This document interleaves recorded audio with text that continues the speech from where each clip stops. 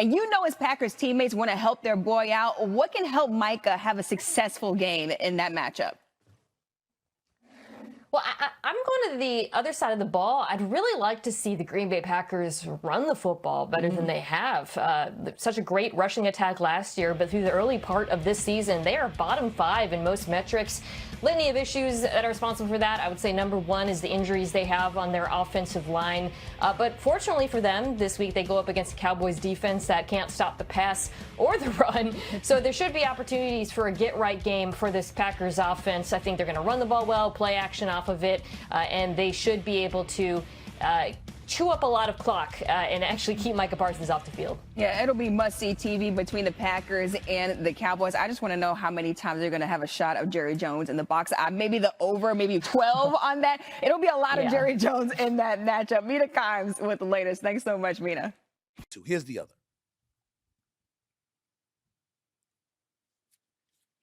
My condolences to Cowboy fans everywhere, because y'all about to get y'all ass kicked. I can't imagine this game being close. Their defense is awful. You can run on them. You damn sure can throw on Dallas's defense. So Jordan Love, despite what we saw from him in Green Bay's offense against Cleveland last week, which, by the way, is one of the best defenses in football, going up against Dallas, Jordan Love should have a field day. He really, really should. There's really no way around it. He really should have a field day. So that's number one. Josh Jacobs should too, by the way. Number two, Micah Parsons, Rashawn Gary, and those brothers, they're going to be hunting. And if you neutralize the run in any way and you get them at a deficit where Dak Prescott and the Dallas Cowboys got to turn around and throw that damn football, then that allows Micah to wind up and hunt. And don't listen to him and his lies when he's talking about it's just another game. Ain't nobody believing that crap. It's not just another game. Micah Parsons didn't want to leave Dallas. He didn't want to depart from Big D to go to Green Bay. He was left no choice because Jerry Jones clearly didn't want to resign him. Jerry Jones clearly had other plans. With the whole holdout during the negotiations and refusing to talk to David Mulugeta, his representative, who also represents George Pickens, Jerry Jones' wide receiver in Dallas, by the way. All of this stuff, all of this unnecessary noise. The bottom line is this. When you look at it, you have to say to yourself, it's hard to imagine that Dallas is going to even make this a game. It really, really is hard to imagine, because I'm trying to figure out how the hell they're going to do it. I don't see it. If you get to hunt Dak Prescott and CeeDee Lamb is not there, and his primary weapon is now going to be George Pickens, the only person in Dallas that should enjoy the weekend that is coming is George Pickens. Because you're heading into free agency. This is a contract year. And CeeDee Lamb is hurt, which automatically elevates you to being the number one option for Dak Prescott come Sunday. So because that's your reality, it's an opportunity for you to shine, for you to take the bull by the horn, for you to show that you're worthy of being considered a number one receiver. That at the very least, you're going to get Terry McLaurin money because you ain't going to get CeeDee Lamb money. Something along those lines. You should be thinking along those lines if you are George Pickens. Outside of that, there's nothing that anybody in Dallas has to look forward to. Nothing. I mean, you can make the argument that Jerry Jones has headlines to look forward to, has pub to look forward to, that the cameras are going to easily find him every time Micah Parsons makes a spectacular play. Assuming that happens, you know the camera's going to be looking at Jerry because Jerry is sitting up there letting you know. And speaking of Jerry and Micah Parsons, they both been talking a little bit leading into this game. They really, really have. And I think it's important first for us to hear from Micah Parsons. Play that sound for me, fellas, please. There's a lot of things I can consider disrespectful throughout this process, but I wouldn't say the tribute is one of them. I would say, I just think, there's hard feelings maybe there for them, but, for me, I'm happy where I'm at, and we got a really good football team, so I guess I can live you my tribute and a win. That was Micah Parsons. Not that riveting. It is what it is. Fair enough. But did y'all hear what Jerry Jones had to say? If you didn't, take a listen to this, please. It was nothing personal. I told you I like Micah. And there was no issue regarding, as much as people wanted to make that of it, there was no issue regarding feelings relative to the negotiation. Certainly not on my part. It was just par for the course. And the facts are the negotiation was ongoing. Now, people made a lot of that we weren't talking. I had on the table the best I could do. That's not entirely correct.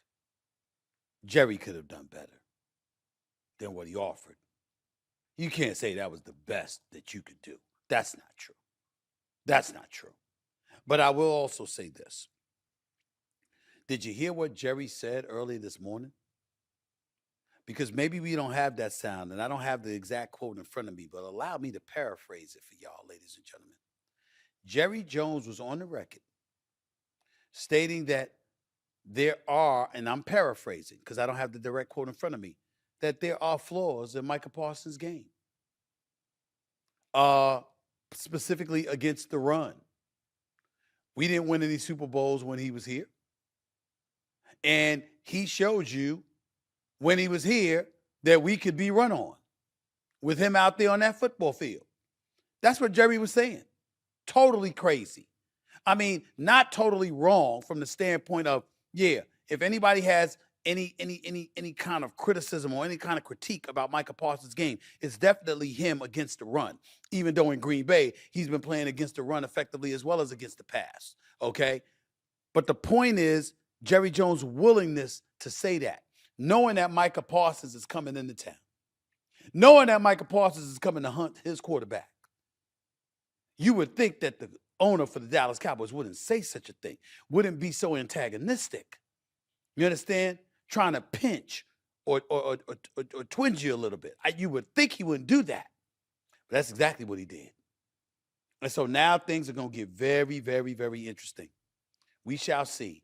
We shall see. 888 Mad Dog 6 is the number to call. That's 888-623-3646. Again, 888 Mad Dog 6 is the number to call up. That's 888-623-3646. One other thing I want to get to before we go to the calls. I want to say this. When you look at the NFC, I don't see the Cowboys making the playoffs. I don't see the Cowboys making the playoffs. I just don't see it. We assume that Washington will probably be there. We know the Eagles are going to be there. We know the Lions are going to be there. We know the Tampa Bay Buccaneers are going to be there. With Micah Parsons coming back to Dallas. And so we heard from Micah first this week when he chatted with the Associated Press. Then we heard from Jerry in his 105.3 The Fan weekly appearance locally in the Metroplex. Then we heard from Micah again, talk about how he has not spoken with Jerry at all since OTAs, which is, by the way, the spring, which means they didn't even say a word to each other in training camp when he was standing there, various forms of not practicing, all of that. And so there really hasn't been a lot of back and forth that might be a bulletin board thing. And so at least Jerry's done talking for the week, right? Yeah, of course. When you I say got a feeling you're going to tell me he's not. That's correct. Oops. Another 105.3 The Fan appearance. Was Jerry driving around and just called in? Don't know. Jerry from Frisco, you're on. Make no mistake about it, Micah is special, and we all know he is, and he can be disruptive. But we have huge amounts of experience with the anecdotes that we've seen used on us for the last 4 years. Right. And while he does make great plays, there is also a way to approach playing against Micah, as we know, because we didn't exactly win the Super Bowl during those years. So bottom line is, when I look at playing him, I think of trying to have him as an advantage when we were playing other teams over the last 4 years. And some plays it looks beautiful, but then other plays, especially running plays, you can wish you'd have had a different formation. Wow. I love it. This is why I think, what was the word? Miracle? Is that what Michael Irvin used to describe Jerry Jones to the NFL and the Jim Jackson show? Wherever you get your podcasts, Jim's guest this week, Michael Irvin, calls Jerry a miracle. It's a miracle I haven't signed that paper. The release of fandom. Do it. The Dallas Cowboys. That's a true Do it. miracle. Do it. Do it. Do it. Do it. Do it. Then, like I said, what would we have to talk about? Listen, you know? back when Micah was here, there were times when he sucked, and we just need to take the times when he sucked and replicate them for our advantage. Yeah. When it was used against us, his sucking. Because he's the reason we haven't won a Super Bowl. You know what I mean? That's basically there what are he times said. when other teams did well enough against Micah, because we didn't win the Super Bowl when he was here. So solely because of now, him. no, not so. You didn't say that. You didn't That's say the that. We impression. didn't exactly Yeah, win the Super Bowl when he was here. Look, that's how I heard it as a Dallas fan. Who came on the air this week and said when you had 50 home runs with us? You know? Oh, yeah. That was an old. It was an old. I forget. Somebody's like, yeah, if you hit 50 home runs when you're with us and we lost, we can. You don't have to be here. Yeah, we don't need Somebody told that story. Yeah, it was a story about I forget who it was. Manager So, yeah, I mean, hey, what we need to do is we need to look at the tape is when Micah sucked, and then take that tape and see what the other team did to cause Micah to suck, and we'll be that team now. And then we do that and make us sucking. Yeah. You need to marry that with the Frank Caliendo. You know what I mean? Oh, man. Sunday night football. I just want, again, Jerry, just one last time here. Jerry Jones, go up to Micah before the game. Extend your hand just to mess with him. He'll shake it. Oh, yeah. It'll be great.